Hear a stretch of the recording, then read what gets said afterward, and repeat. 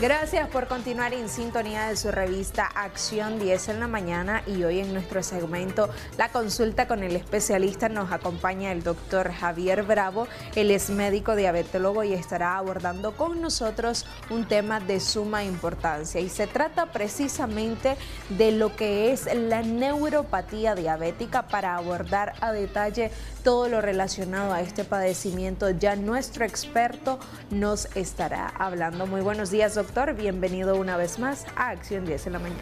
Gracias, Daniela, una vez más aquí en la revista. Primeramente, darle gracias a Dios por un día más de vida. Neuropatía diabética es una complicación crónica de la diabetes. Es una complicación común de consulta de los pacientes diabéticos. Casi la mayoría de pacientes diabéticos que asisten a la consulta refieren malestar en los pies. Lo primerito que te dice: mira, doctor, ando un ardor en los pies, ando una molestia, una sensación que no la puedo describir, que me da en los pies.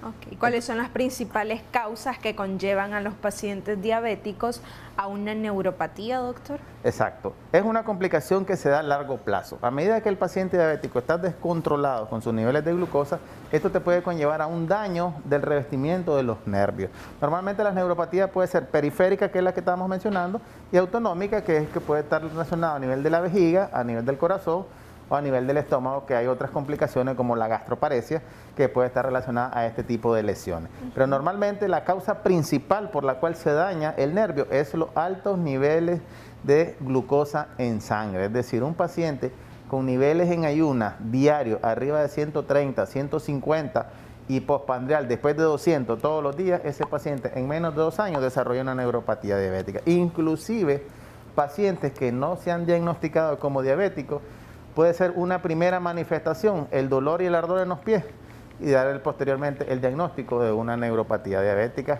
asociada a una diabetes. Ahora, doctor, ¿cualquier paciente con diabetes puede llegar a desarrollar una neuropatía?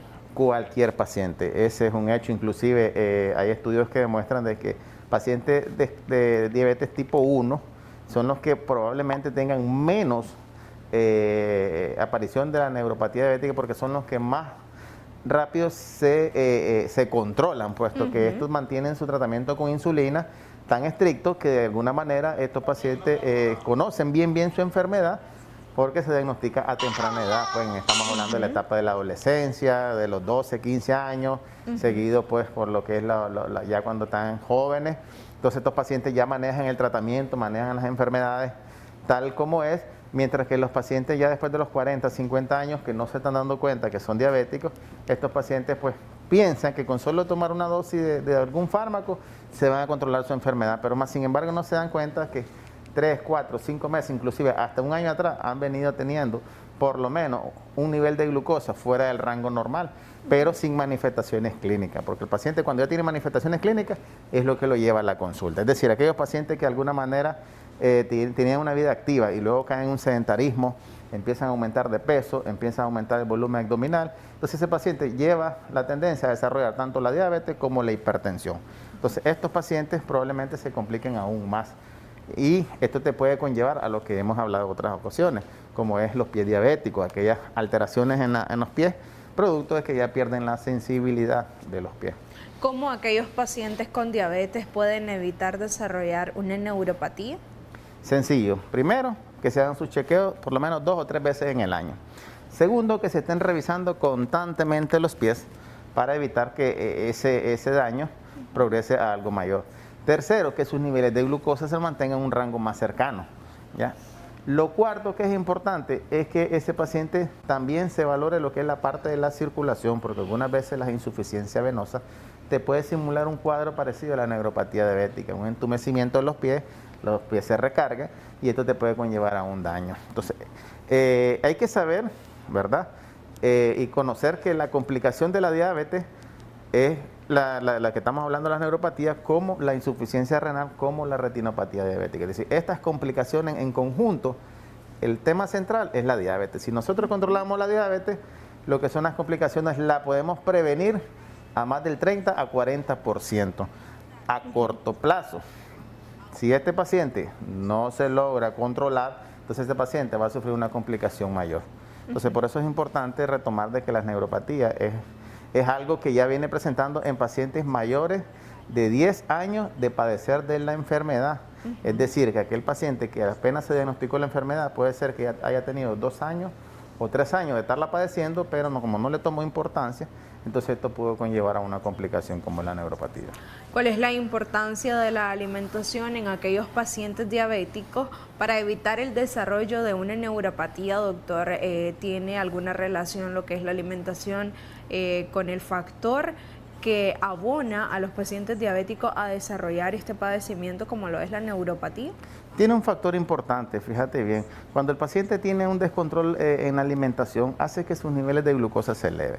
Cuando hace el consumo de exceso de carbohidratos, consumo de grasa, eso hace que se eleven los lípidos como el colesterol y triglicéridos.